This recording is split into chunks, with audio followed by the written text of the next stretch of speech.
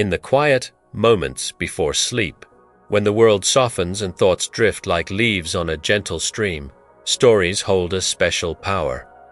They do not merely inform, they invite you into another time, another place, where intrigue, wisdom, and the delicate art of power unfold like a whispered secret carried on the night breeze. Tonight, settle in as we journey into the shadowy world of history's greatest kingmakers. They were not kings themselves, yet shaped the fate of nations with their minds, their wills, and unseen hands. Behind crowns and battles, behind empires rising and falling, these figures moved in quiet command, guiding, shaping, and surviving the tumultuous tides of politics. This is not a tale of heroes or villains, but of men who mastered the art of influence. Cardinal Richelieu in the courts of France, Chanakya's ancient wisdom in the heart of India, Otto von Bismarck's iron will forging a nation, Ibn Khaldun's profound insights into cycles of power, and Robert Dudley's delicate dance alongside the Virgin Queen. Prepare to be carried through centuries and continents, pulled deep into human ambition, strategic cunning, and the eternal dance between shadow and throne. Let the rhythm of their stories lull your mind to ponder, to marvel, and perhaps to find inspiration in the quiet strength of those who ruled not with scepters, but with subtle hands. Now, let us begin the journey with the first of these legendary figures. The winter wains of Paris in the year 1624 carried more than just the bite of cold. They carried whispers. Whispers of ambition, of a man who was neither king nor prince, yet whose hand would soon rest on the levers of power more firmly than that of the monarch himself. His name was Armand Jean du Plessis, though Europe would remember him under a title that echoed like a tolling bell across the continent, Cardinal Richelieu. Born in 1585 in the small town of Paris's shadow, Richelieu was not destined for greatness by the mere accident of birth. His family was of the lesser nobility, respectable but nowhere near the glittering inner circles of French power. His father, a soldier and loyal servant to the king, died when Armand was only 5. The death left the family in financial strain, yet it also forged a decisive trait in young Richelieu, the understanding that survival and advancement in such a world required strategic intellect and an unflinching will. He was sent to train as a soldier, but fate, combined with a keen instinct for opportunity, shifted his path to the church. Initially reluctant to take up the cassock, Richelieu saw the clergy not as a spiritual retreat, but as an avenue, perhaps the best available, for proximity to power. By age 22, he was already Bishop of Lucan, a position he attained through maneuvering that hinted at the political genius he would one day reveal to the world. The France of his youth was restless, fractured by decades of religious wars between Catholics and Huguenots, challenged by noble families who treated their fiefs like independent kingdoms. The king, Louis XIII, was young and politically inexperienced. His court, a nest of rival factions, each plotting for dominance. Richelieu saw this chaos and did not shrink from it. He studied it. Like a chess master surveying a board at the start of the game, he began cataloguing the strengths, weaknesses, and ambitions of each piece. In 1624, at the age of 39, Richelieu entered the King's Council. The road there was steep. He had been exiled once before, fallen from favor, and then clawed his way back through careful alliances. When he finally secured the role of principal minister. He understood that survival depended on neither overestimating nor underestimating Louis XIII. He crafted what many do not realize was perhaps his most subtle political philosophy. The king must feel both in need of me and in control of me, all at once. It was the paradox upon which his power would rest. The world knows Richelieu as the architect of French absolutism, centralizing authority in the crown, diminishing the turbulent powers of the nobility, and binding the vast patchwork of France into a single, disciplined body politic. But it was not simple administrative genius that brought this vision forth. It was his unyielding belief in the concept he made famous, raison d'être, reason of state. To Richelieu, the survival, stability, and strength of the nation justified any measure, even those that might appear ruthless or sacrilegious. One episode in 1627 illustrated this perfectly. The fortified city of La Rochelle, a Huguenot stronghold with an independent spirit and foreign allies, challenged royal authority. Richelieu recognized it as a cancer within the state's body. If left unchecked, it could weaken France in the eyes of her enemies. Against immense odds, he personally oversaw a brutal siege, even constructing a seawall to cut off supplies. Hunger gnawed at the city until it surrendered. Yet, in a move both unexpected and strategic, Richelieu did not burn it to the ground. Instead, he preserved certain religious rights for the Huguenots, understanding that annihilation would only breed martyrdom and endless uprisings. Here was the cold, pragmatic balance that defined his leadership. Beyond the battlefield and council chambers, a lesser-known Richelieu emerges, one who was quietly obsessed with shaping the mind of France as much as its politics. He founded the Franquets in 1635, not merely out of cultural passion, but because he believed language was power. A unified, regulated tongue was a weapon against division. He encouraged architecture, theatre, and literature, not simply for beauty's sake, but as instruments to project royal prestige and unify the people under a shared identity. But Richelieu was not invincible.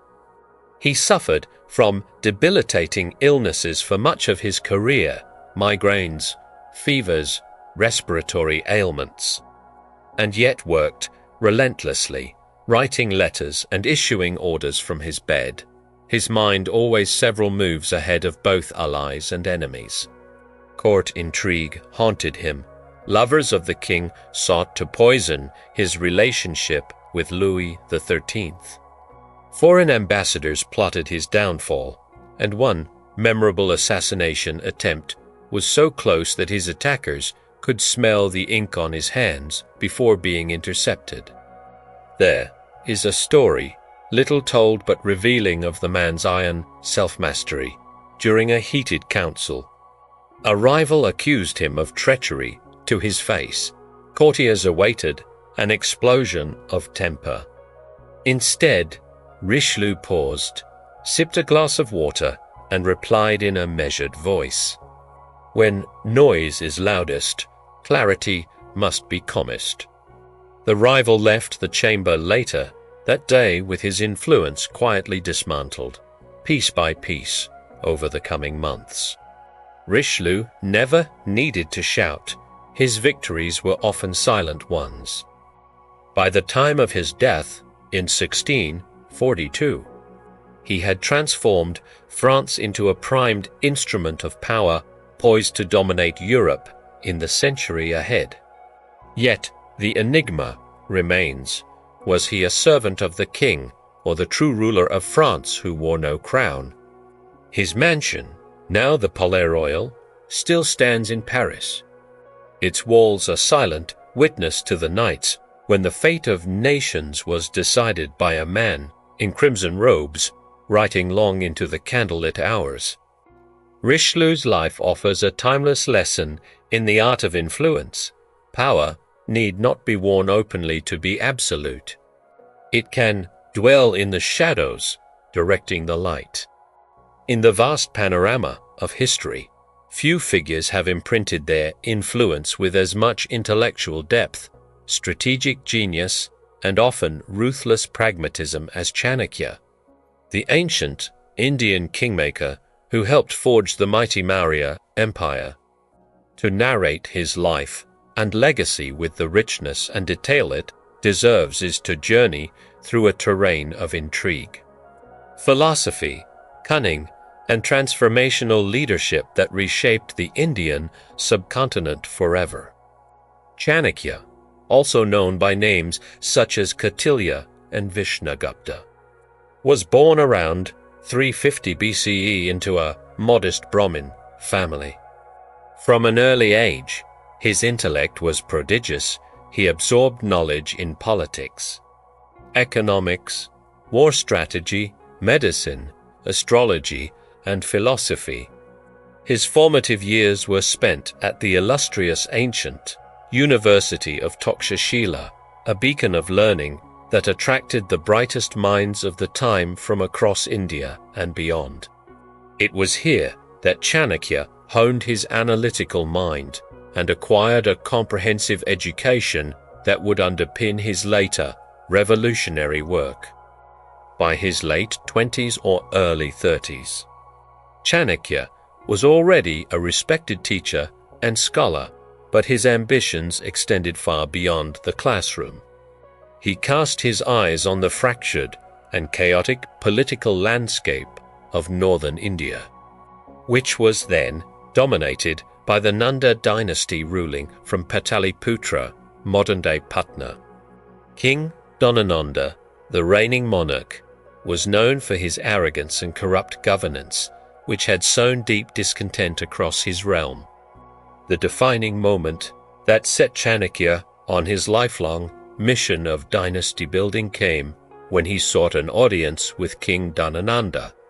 Expecting recognition and reward for his intellect, Chanakya instead met humiliating rebuke. The king and his minister dismissed and insulted him, scorning his humble appearance and rejecting his advice. This affront was not merely personal. It symbolized the moral decay and hubris that Chanakya perceived in the ruling regime. Enraged and deeply hurt, he vowed an unyielding oath. He would bring down the Nanda dynasty and install a just ruler who could restore and unify the land. Left a fugitive from the court, Chanakya retreated into the wilderness around Magadha, living in hiding while plotting the overthrow of his despised overlord. During this period, he engaged in a relentless search for a suitable leader, someone who possessed not only courage but the vision and strength to unite the fractious kingdoms of India. That leader was Chandragupta Maurya, a young man of the Maurya clan with a spark of potential that caught Chanakya's eye. What followed was a partnership forged in both intellect and iron will. Chanakya became Chandragupta's mentor, trainer, strategist, and chief advisor. He imparted knowledge from his great political treatise, the Arthashastra, the Science of Material Gain, a manual that guided Chandragupta in matters of statecraft, espionage, war, diplomacy, and administration. The Arthashastra was unlike anything of its time, a pragmatic, at times brutally realistic blueprint for creating a powerful and efficient state. It underscored that the survival and prosperity of the kingdom must trump all other considerations, including traditional morality and customs. To Chanakya, the ruler was a shepherd charged with the welfare of the flock. and any means necessary to maintain order and security were justified. Under Chanakya's tutelage, Chandragupta marshaled alliances, including with powerful Himalayan rulers like Parvataka, and built an effective rebel force. Their campaign was marked by clever stratagems, bold battles, and intricate diplomacy. Chanakya's cunning was legendary. For instance, he orchestrated the assassination and neutralization of enemies through spies, misinformation, and psychological warfare, tools essential to dismantle the erect power of the Nandas. One dramatic episode reveals the depth of Chanakya's resolve and tactical mind. Despite repeated plots and betrayals, he outmaneuvered Rakshasa, the formidable minister of the Nanda king, who became Chandragupta's chief adversary. Where brute force failed, diplomacy and respect prevailed. Eventually, Chanakya persuaded Rakshasa to join the Maurya administration, turning a former foe into an ally and stabilizing the newly won kingdom. This blend of ruthlessness and statesmanship epitomized Chanakya's leadership style. Beyond battles and politics, Chanakya's influence extended to the very structure of governance and society. The Arthashastra outlines a sophisticated spy network embedded within every social layer, epitomizing Chanakya's understanding that a ruler's strength depends as much on intelligence and internal security as on armies and fortresses. His vision included economic policies that encouraged commerce and agriculture, legal codes to maintain discipline, and moral instructions stressing the king's duty to his subjects. Yet, Chanakya was not merely a pragmatist bound to cold calculations. His writings and life convey a complex philosophy, a blend of materialism inspired by the Charvaka school, which rejected supernatural explanations in favor of observable reality, mixed with a profound sense of ethical duty to protect, to unite, and to elevate the realm. However, his views on societal roles, especially regarding women, were deeply traditional and often controversial by modern standards. For instance, Chanakya prescribed strict and sometimes harsh roles for women within the household, reflecting the norms and biases of his era. Physically, his life was marked by hardships and austerity. Unlike many kingmakers who cloaked themselves in majesty, Chanakya lived apart from the royal pomp, preferring the role of the unseen architect. After ensuring the stability of Chandragupta's reign and the establishment of the Mauryan Empire, which stretched across much of the Indian subcontinent from the Himalayas to the Deccan Plateau, Chanakya retreated from active politics, devoting his final years to teaching and contemplation. His legacy endures not only in the great empire he helped build, but in the intellectual heritage of the Arthashastra, rediscovered only in the early 20th century, yet now regarded as one of the earliest and most sophisticated treatises on governance in world history. Scholars have compared it to Machiavelli's The Prince for its candid embrace of realpolitik, and to Aristotle's writings for its broad view on ethics and administration. Chanakya's story invites deep reflection on power, loyalty, and the moral quandaries intrinsic to leadership.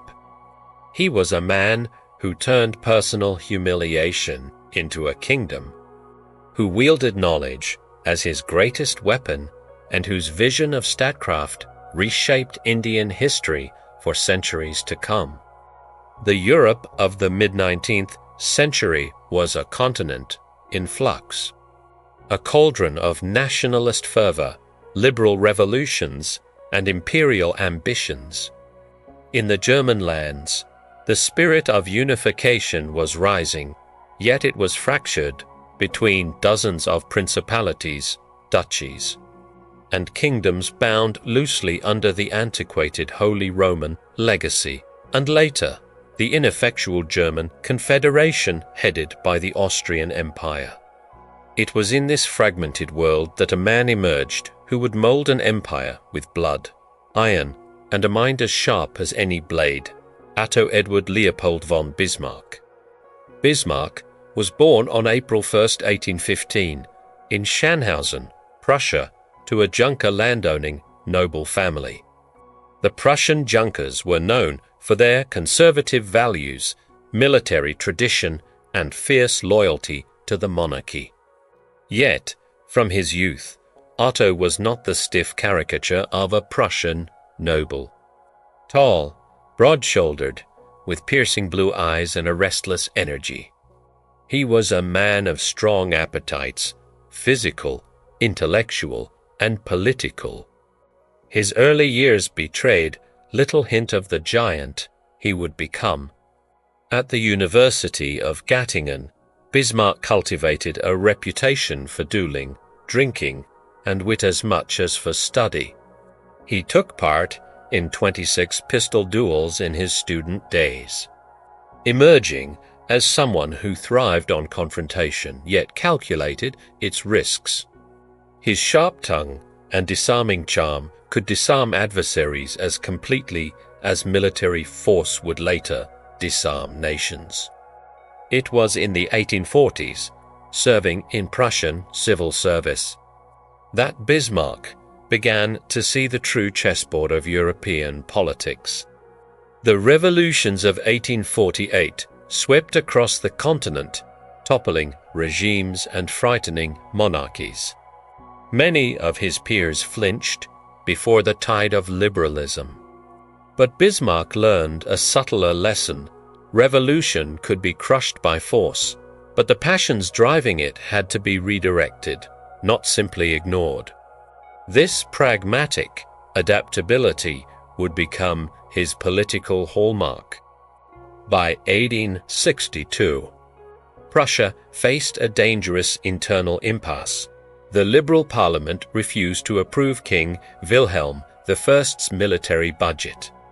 At a moment when the monarchy was on the verge of humiliation, Wilhelm appointed Bismarck as minister-president. In his first dramatic speech before Parliament, Bismarck uttered words that would become legendary. The great questions of the day will not be settled by speeches and majority decisions. That was the great mistake of 1848 and 1849, but by iron and blood. From that moment, his course was set. The strategy of unification Bismarck envisioned was not one of wild nationalist passion, but of precise calculation, 3 limited wars that would strengthen Prussia, weaken Austria, and bind the German states under Prussian dominance. The first was the Danish War 1864, fought over the duchies of Schleswig and Holstein. Partnering temporarily with Austria, Prussia secured a quick victory. The spoils were not just territory, but also a test run of Bismarck's military-political coordination. Then came the Austro-Prussian War 1866, a masterpiece of provocation and timing. Bismarck engineered disputes over the administration of Schleswig and Holstein to maneuver Austria into declaring war. In just 7 weeks, the modernized Prussian army crushed Austrian forces. Bismarck, against the demands of hardliners, refused to humiliate Austria, recognizing that a humiliated foe becomes a perpetual enemy. This restraint preserved Austria as a future ally and solidified Prussian leadership among the German states. But unification remained incomplete. The southern German states still resisted. Bismarck needed a final spark to ignite unity, and he found it in the Franco-Prussian War 187071. Through masterful manipulation of diplomatic telegrams, famously editing the M's dispatched to provoke French outrage, he inflamed nationalist sentiment on both sides. France declared war, and the southern German states rallied to Prussia's defense. The war was swift, decisive, and devastating for France. The capture of Emperor Napoleon III at Sedan was the crowning blow. On January 18, 1871, in the Hall of Mirrors at Versailles, King Wilhelm I of Prussia was proclaimed German Emperor. Bismarck stood beside him, not on the throne but architect of the throne itself. He had done what centuries of German princes, generals, and thinkers had failed to do: forge a united German empire out of the shattered mosaic of the old order. Yet, Bismarck's genius was not confined to war.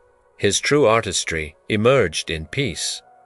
As Chancellor, he built a web of alliances to isolate France and maintain European stability. His Kissinger diktat outlined the balance of power that would keep Germany secure without provoking coalitions against it. Domestically, he introduced social welfare measures, health insurance, accident insurance, pensions, designed not from altruism but to undercut the appeal of socialism. He was the first modern leader to weaponize social programs as political tools. Still, power always has its shadows. Bismarck waged the Kulturkampf, a cultural struggle against the Catholic Church in the 1870s, seeking to subordinate religious authority to the state. The campaign backfired, stiffening Catholic resistance. He also clashed repeatedly with liberal and conservative factions, navigating a stormy parliament with the same mix of coercion, compromise, and manipulation that had defined his wars. On a personal level, Bismarck was a contradiction, capable of deep loyalty to friends yet merciless toward rivals. Brusque in public, yet sensitive in private letters to his wife Johanna. Deeply religious at times, yet unapologetically pragmatic in politicking. His correspondence reveals a man sometimes weary of the ruthless games he played, yet unable to relinquish them, much like Richelieu centuries earlier. He was both servant and master of power. By 1890, his long reign ended when the young Kaiser Wilhelm II dismissed him, an act many historians see as the beginning of Germany's march toward the catastrophe of World War I in retirement.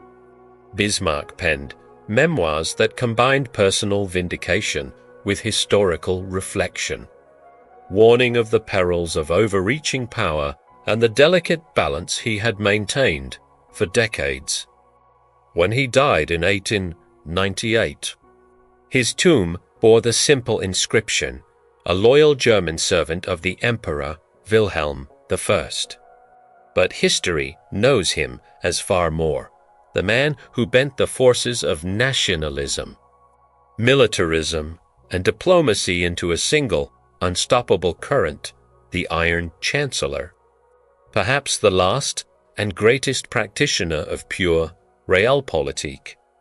It was the year 1332 in the cosmopolitan city of Tunis, when Abd al-Rahman ibn Khaldun was born into a family of scholarly nobility. His ancestry was Andalusian Arab, tracing its line back to the Hadramaut in Yemen, and his forebears had served in the upper echelons of Andalusian government before migrating to North Africa after the fall of Seville. The Khaldun family carried both wealth and intellectual prestige a combination that placed young Ibn Khaldun in an ideal environment to absorb the finest education of his era. Even as a boy, Ibn Khaldun displayed an extraordinary memory and an insatiable curiosity. In the bustling streets of Tunis, he heard merchants debate prices in markets as easily as they recited poetry, and travelers recounted tales of distant lands, Cairo, Damascus, Granada, Fez. He mastered not only the Quran and Islamic jurisprudence, fiqh, but also philosophy, logic, mathematics, and astronomy. His mentors instilled in him the refined scholarship of the Maghrib, but also warned him, knowledge is power, but in the courts of rulers, it is also a danger. By his teens, Ibn Khaldun was already attracting the attention of court officials. North Africa at the time was a turbulent arena of warring dynasties. The Hafsids in Tunisia, the Marinids in Morocco, the Zayanids in Tlemcen. And beyond them, the mighty Mamluks of Egypt. Loyalties shifted like the desert wind. Sultans rose and fell with dizzying speed. This was a world where an advisor's pen could save a kingdom or doom it. In his early 20s, Ibn Khaldun entered politics under the Hafsid ruler of Tunis. His sharp political instincts quickly became apparent. But so did his caution. He understood that to survive in the courts of volatile rulers, one had to be indispensable but never threatening.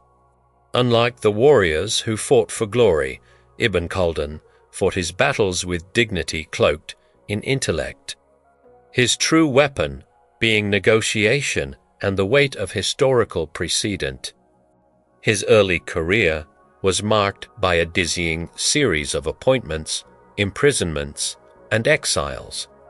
He had the uncanny ability to serve one ruler faithfully, fall from favor, and then find himself in the service of that ruler's enemy without ever being branded a traitor to his enemies. He was a political chameleon. To his allies, a stabilizing force who could mediate rival factions. One of the most consequential episodes came during his involvement with the Narrated, Sultan of Granada. Ibn Khaldun moved across the Mediterranean into the fevered politics of the Iberian Peninsula, where the Christian kingdoms of Castile and Aragon threatened the last Muslim stronghold in Spain.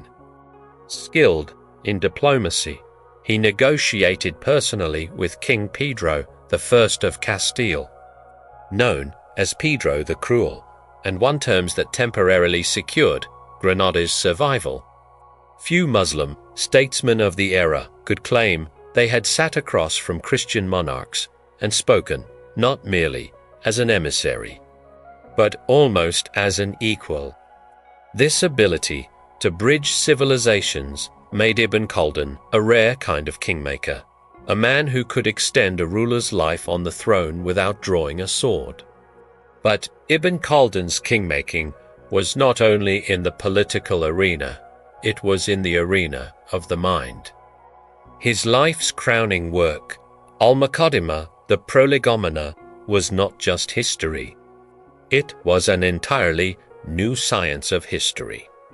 In it, he dissected the rise and fall of dynasties, arguing that empires grow strong through social cohesion asabiyyah, harden into decadence through luxury and complacency, and ultimately collapse under their own weight. This was a radical departure from the way history was written at the time, which often attributed events entirely to divine will. Ibn Khaldun did not reject faith, but he insisted that historical events also followed patterns that a wise ruler could learn from, and a reckless ruler could perish for ignoring. For kings and sultans, his mind was a treasure chest, but also a mirror they sometimes feared to gaze into. He told rulers truths they did not always want to hear, that injustice eroded the tax base, that corruption weakened armies, that excessive luxury signaled political decay. And yet, many still sought him out, because in his counsel lay the keys to survival. One of the most dramatic episodes in his later life came in 1401, when Ibn Khaldun, by then an old man serving as a judge in Mamluk Cairo, found himself before Timur, Tamerlane, the most feared conqueror of his age. Timur's armies had stormed into Syria, and most Egyptian envoys trembled before him. Ibn Khaldun volunteered to serve as negotiator. Carried up by ropes into the great citadel of Damascus where Timur camped, Ibn Khaldun held a series of intense conversations with the conqueror. Speaking to the warlord with both respect and fearless intellect, he drew Timur into discussions of history, empire, and the cycles of civilization. Legend has it that Timur, captivated, kept him in the camp for weeks, showering him with questions about North Africa and Spain. Ibn Khaldun may well have saved Damascus from complete destruction by appealing to Timur's curiosity rather than his cruelty. This moment, in the shadow of Timur, reveals the essence of Ibn Khaldun's king-making. A mastery over human ambition through understanding, persuasion, and historical perspective.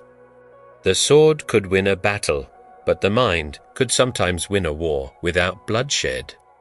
In his later years, Ibn Khaldun continued as a Qadi judge in Cairo, navigating court politics with the seasoned caution of a man who had survived more regime changes than most courts saw in a century. He outlived many of the rulers he had served, a testament to his adaptability and his refusal to cling to power beyond his usefulness.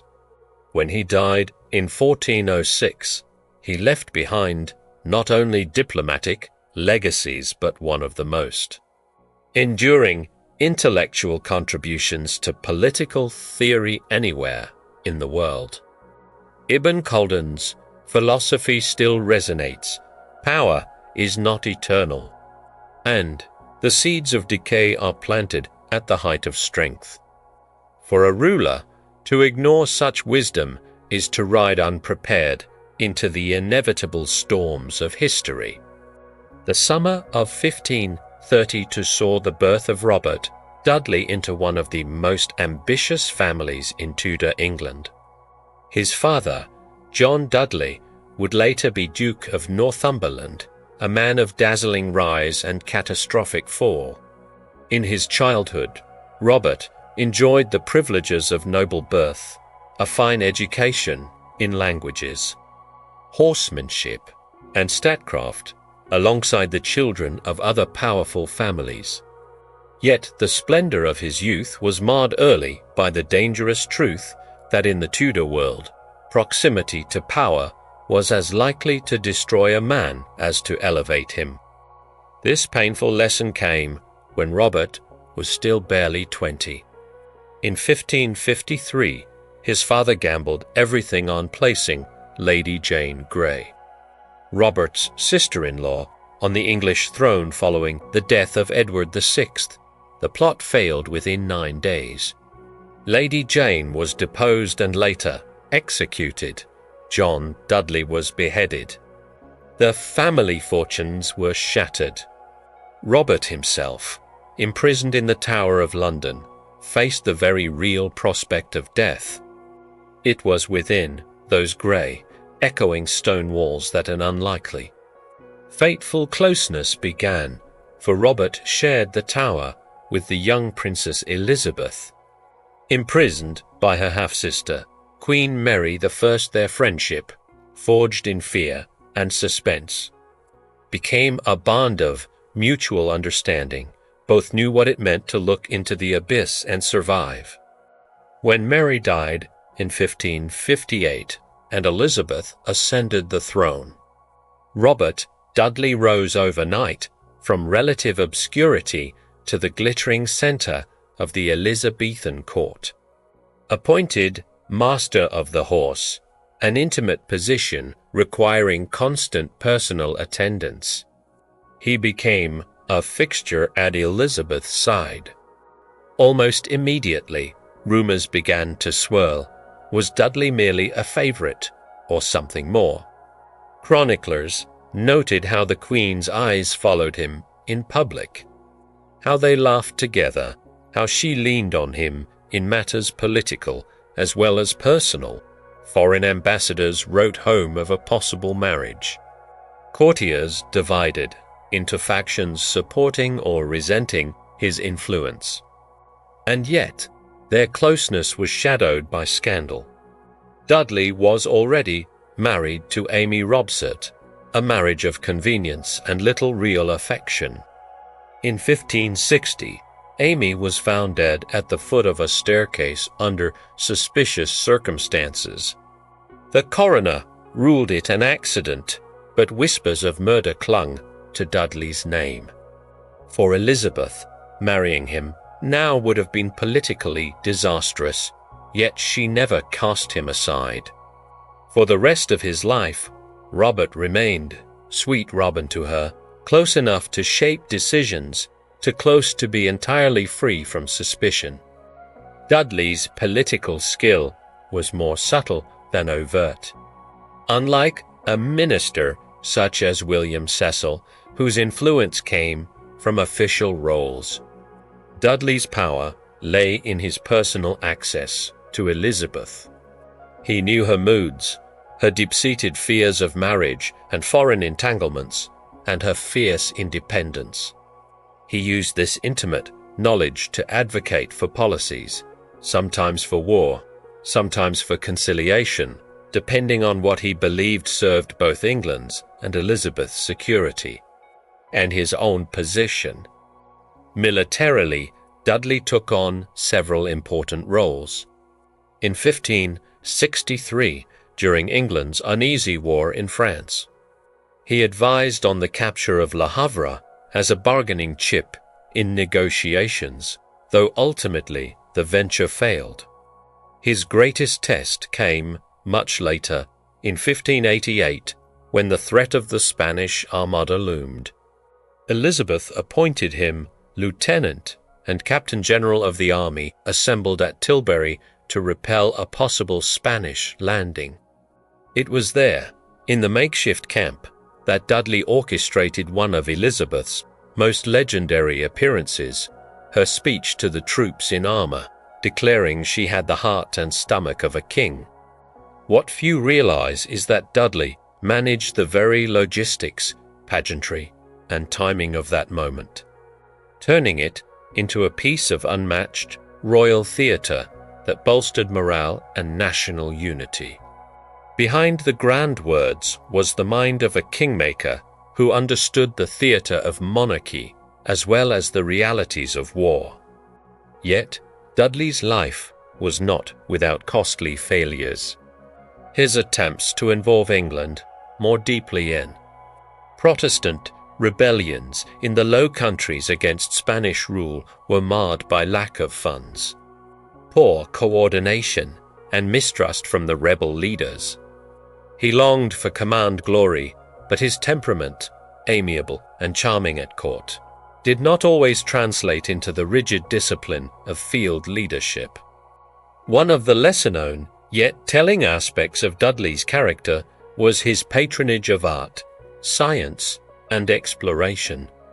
He sponsored men like Martin Frobisher in voyages to the Arctic, invested in colonial ventures, and maintained one of the most remarkable private households in England, filled with music, sumptuous feasts, and entertainments designed as much to dazzle Elizabeth as to demonstrate his wealth and influence to foreign envoys.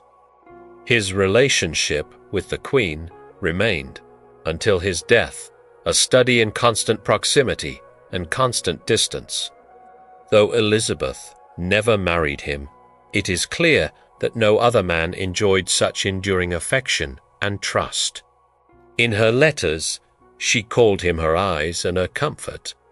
Even when rivals ousted him temporarily from influence, he always returned, not because of official power, but because Elizabeth wanted him near. In 1588, amid the tension of the Armada crisis, Dudley's health declined rapidly. He travelled to Buxton to take the spa waters, but it was too late. On the 4th of September 1588, he died at Cornbury Park in Oxfordshire. News of his death devastated the Queen. She kept his final letter in her treasure box, marked simply his last letter until her own death 15 years later. Robert Dudley's life was one of balancing acts between love and politics, ambition and loyalty, scandal and service. He never wore a crown, never held the title of king, but through charm, persistence, and a deep personal connection to the monarch, he shaped English policy and preserved Elizabeth's throne through some of its most dangerous years. When viewed side by side across centuries, the lives of Cardinal Richelieu, Chanakya, Otto von Bismarck, Ibn Khaldun, and Robert Dudley appear at first like distinct, unmixed colors on the broad canvas of history. The crimson robes of Richelieu in the frozen corridors of the Louvre, the saffron-clad Chanakya pacing in the dust of Magadha, the steel-grey uniform of Bismarck beneath the Spartan Prussian sky, the scholarly Ibn Khaldun with ink-stained fingers under the North African sun, and Dudley glittering at the jeweled heart of Elizabeth's court, all seem different worlds. And yet, when you step back, those colors begin to blend into the pattern of something larger, a law of influence that transcends culture and time. The first of these shared threads is proximity to the seat of power. None of our 5 men ruled outright, yet all stood at a distance close enough to touch the throne and burn their hands if they were careless. Richelieu engineered this closeness by making himself indispensable to Louis XIII, blending religious office with ruthless political skill. Chanakya molded Chandragupta from obscurity into an emperor, ensuring that the ruler's legitimacy was forever tethered to the mentor's sagacity. Bismarck secured Wilhelm I not just as an ally, but as a monarch who trusted his chancellor's navigational instincts in the storm of 19th century politics. Dudley cultivated not simply the Queen's confidence, but her emotional reliance, making it politically dangerous for her to cast him aside. Even Ibn Khaldun, less a courtier than a roving diplomat, understood that lasting influence required periodic re-entry into proximity with kings and sultans, sufficient to be sought for counsel, but never so entrenched as to be perceived as a usurper. The second common element is information as power. The Kingmakers were not merely repositories of knowledge, they were curators of it. Chanakya's Arthashastra reads at times like a field manual in intelligence gathering, using spies, informants, and coded messages to keep the ruler several moves ahead of his foes. Richelieu maintained an extensive network of agents across Europe, including in enemy capitals, shaping France's foreign strategy through streams of secret reports. Bismarck manipulated the flow of diplomatic messages, as in the Dr. M's dispatch, to spark wars under favorable conditions. Ibn Khaldun's deep study of historical cycles served as a vast mental database from which he could forecast and occasionally prevent the rise and fall of dynasties. Even Dudley, operating in a court that functioned on rumor as much as decree, understood that the whisper in the Queen's ear at the right moment carried more weight than the loudest. Policy debate in council. Third, they each mastered the art of timing. Kingmakers rise and fall on whether they act too soon, too late, or just precisely in the moment when a tide is turning. Chanakya did not strike at the Nandas immediately after his humiliation. He retreated, gathered strength, waited for the crack in the dam before unleashing Chandragupta's campaign.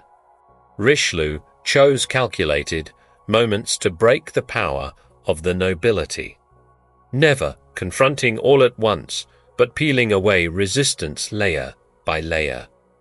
Bismarck's wars were not relentless conquests, but short, devastating strikes separated by years of diplomatic consolidation.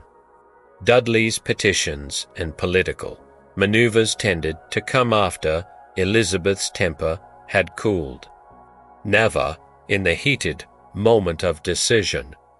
Ibn Khaldun's negotiations were often timed when an adversary was either most curious or most wearied by conflict, exploiting windows in the human psyche as much as in military strategy.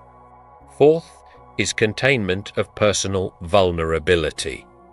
None of these men were without enemies. In fact, power seemed to breed them faster than it acquired them allies.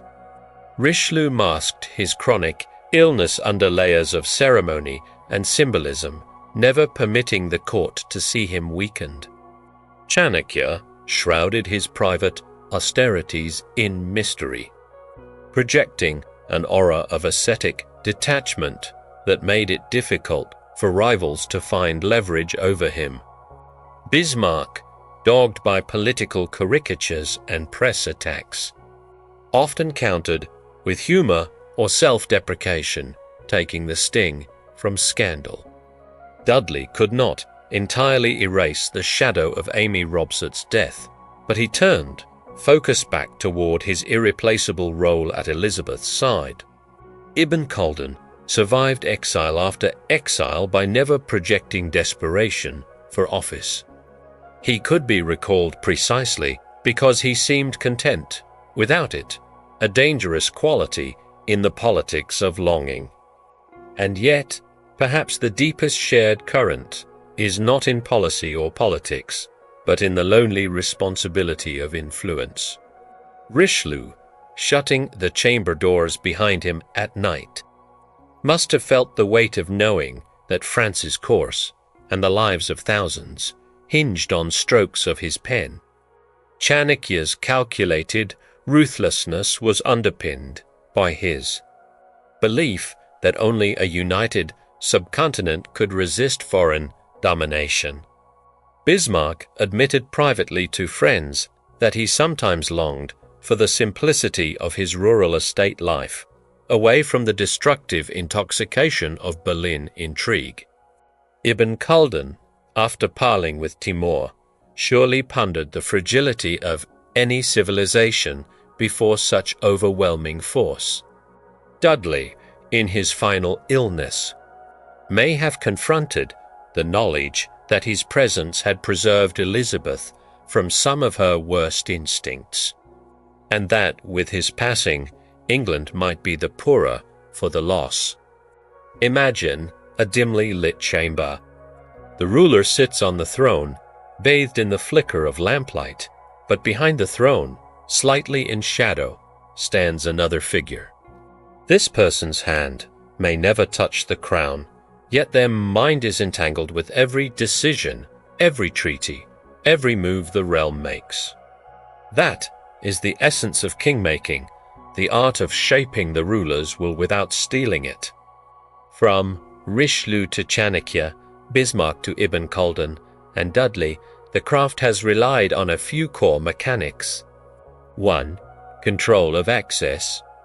One of the most fundamental tools in the Kingmaker's arsenal is the control, or at least strategic, influence over who can approach the ruler and what they can say.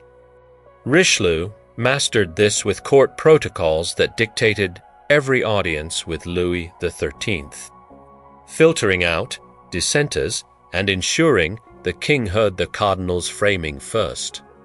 Bismarck used his position as chancellor to act as the sole interpreter of foreign communications for Wilhelm I, ensuring that every diplomatic cable passed through his hands. Dudley, in a more intimate fashion, often positioned himself physically close to Elizabeth during hunts, dances, or travels, ensuring that he was the default confidant, while rivals often found themselves waiting outside her chambers. 2. Information as leverage. The kingmaker accumulates information, not merely political intelligence, but personal knowledge that shapes advice. Chanakya exemplified this in the Arthashastra, a web of spies embedded everywhere, from marketplaces to the royal bedroom, allowing him to sense unrest before it erupted. Ibn Khaldun held a different kind of intelligence, an encyclopedic understanding of history and social dynamics that let him anticipate the trajectory of a ruler's reign. For them, facts were not neutral. Facts were ammunition. 3. Shaping the narrative. Wars, policies, and even failures could be reframed by the skilled kingmaker. When Bismarck manipulated the Ems dispatch, it was a reminder that victory often begins long before the first volley is fired. It begins with crafting the story both the ruler and the public believe. Richelieu justified harsh measures like the Siege of La Rochelle by painting them as preserves of national unity. Dudley turned Elizabeth's Tilbury speech into a moment of living legend, orchestrating the setting so that her words would enter history with a force far greater than the actual army deployed. 4.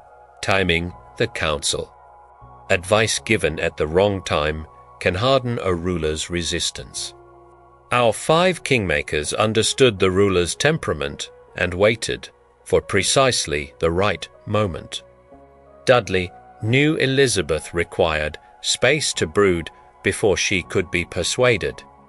Bismarck carefully avoided delivering bad news when Wilhelm was already irritated. Chanakya waited until Chandragupta's small victories had given him confidence before unveiling his larger strategies. 5. Balancing visibility and shadow.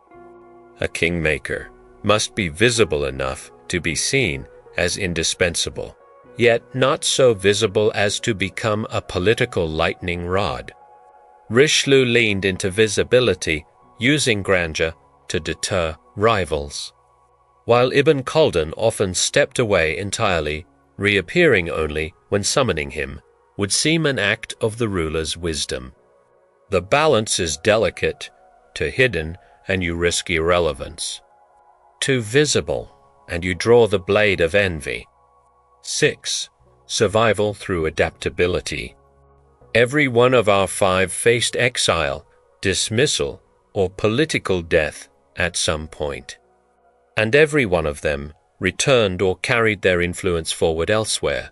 That resilience wasn't luck. It was an acceptance that power is fluid. Ibn Khaldun could serve multiple dynasties without treachery because his role was framed as advisor to the office, not servant to the person. Chanakya could transition from plotting in the wilderness to governing the largest empire on the subcontinent because he never welded his identity to a single title. 7. The philosophy of ends and means. Perhaps the most dangerous lesson of kingmaking is that, in their eyes, the justification for ruthless measures is often the stability of the state. Richelieu's raison d'être, Chanakya's pragmatism, Bismarck's realpolitik. All put the survival of the polity above traditional morality. Ibn Khaldun warned that moral collapse and injustice inevitably weaken a dynasty, not from divine punishment alone, but from the erosion of social cohesion that follows. 8. Emotional mastery. It is a myth that politics is purely rational. The most influential kingmakers learned to manage the ruler's emotions, not extinguish them, but channel them. Dudley protected Elizabeth's self-image as an independent monarch by framing his suggestions as confirmations of her own instincts. Richelieu reassured Louis XIII's insecurities without undermining him. Chanakya turned Chandragupta's youthful ambition into disciplined strategy. When you string these mechanics together, you see not a list but an architecture, a way of standing at the nexus of influence, able to guide the hand that signs the decree, launch the army, or change the fate of millions. And yet, the craft carries a constant, silent burden. Today's counsel becomes tomorrow's blame. To succeed as a kingmaker means to live forever in a paradox. The victories are often credited to the ruler, the failures pinned on the advisor. If the thrones of the world are the mountains, then kingmakers are the rivers. They do not sit on the summits themselves, yet they shape them over time, feeding them, carving them, eroding them, and deciding what grows on their slopes. Some rivers run in full sunlight, glittering in view of all, as Richelieu did in his scarlet robes or Bismarck in his resplendent parade dress. Others run partly underground, invisible until their waters burst forth in decisive moments, as Chanakya's genius did when Chandragupta seized the Mauryan crown, or as Ibn Khaldun's wisdom surfaced in councils from Tunis to Damascus. Some, like Robert Dudley, shimmered in the peculiar half-light of royal intimacy, always seen, yet never fully in view. Looking across them all, a few truths crystallize. First, power without position is possible, but it demands constant recalibration. Richelieu, Chanakya, and Bismarck held formal offices, yet even they knew titles could be stripped in a day if the ruler soured. Dudley never held the greatest ministries. Still, he matched or exceeded the influence of ministers precisely because his power came not from rank, but from relationship. Ibn Khaldun often had no official post, yet sultans and generals sought him out for guidance because his value was undeniable. The lesson: it is the perception of indispensability, not the permanence of office, that anchors a kingmaker. Second, knowledge is the ultimate currency. We see Chanakya's Arthashastra laying out espionage like a master codebook, Richelieu weaving intelligence networks through Europe, Bismarck reading and editing diplomatic reports like a maestro altering the sheet music to suit the final performance, Ibn Khaldun grasping the deep, almost mathematical patterns behind the rise and fall of empires, Dudley intuiting the personal impulses of his queen better than most could read the weather. In each case, mastery meant not merely owning knowledge, but selectively releasing it to shape decisions. Third, moral flexibility, not moral absence, is the constant companion of influence. Richelieu could order a siege one year and grant mercy the next, if it served France's stability. Chanakya openly advised deception and assassination, but only under the higher cause of national unification. Bismarck could both provoke a war and pioneer social welfare laws. Ibn Khaldun, deeply devout, nonetheless risked engaging with conquerors like Timur to save cities from destruction. Dudley defended Elizabeth's virgin sovereignty even while leveraging their intimacy to his political advantage. This is the knife edge to rigid, and you shatter against events, to unprincipled, and your power rots from within. The great kingmakers walked that edge with deliberate care. Fourth, endings matter as much as ascents. Few understand how to leave power well. Richelieu died in office, having arranged the succession of his policies into loyal hands. Chanakya stepped away gracefully once Chandragupta's empire was secure, retreating to a quieter life. Bismarck, dismissed, could not resist meddling from retirement, but left behind a Germany that held his stamp for decades. Ibn Khaldun died at his judicial desk, respected but unthreatening to younger rivals. Dudley's passing left an emotional void at Elizabeth's side, but no public scandal to tarnish his place. If the rise is about gathering force, the departure is about dispersing it wisely so that one's legacy is preserved. Fifth, legacy belongs to those who think beyond a single lifetime. The kingmaker's daily work is often reactive, handling crises, calming rulers, heading off disasters. But the great ones thought in generations. Richelieu envisioned a France dominant in Europe long after he and Louis XIII were gone.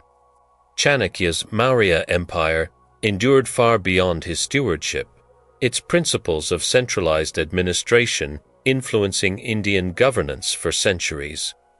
Bismarck's alliance system, though later undone, kept Germany safe for nearly 2 decades, a considerable span in European geopolitics. Ibn Khaldun's theory of cyclical history still informs political science and sociology today. Dudley's careful curation of Elizabeth's image helped embed an era. The Elizabethan age in the English consciousness as a golden one.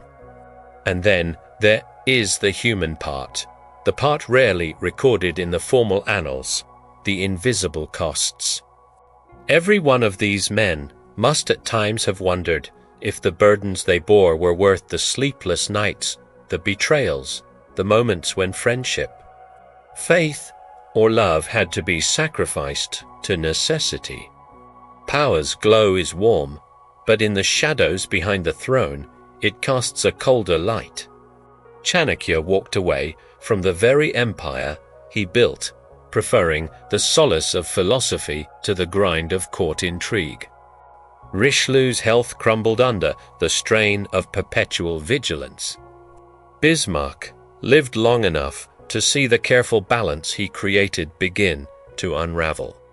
Ibn Khaldun's brilliance never won him the serenity of long-term stability in any court. Dudley, for all his closeness to Elizabeth, could never fully bridge the gap between being essential to the monarch and sharing in the monarchy.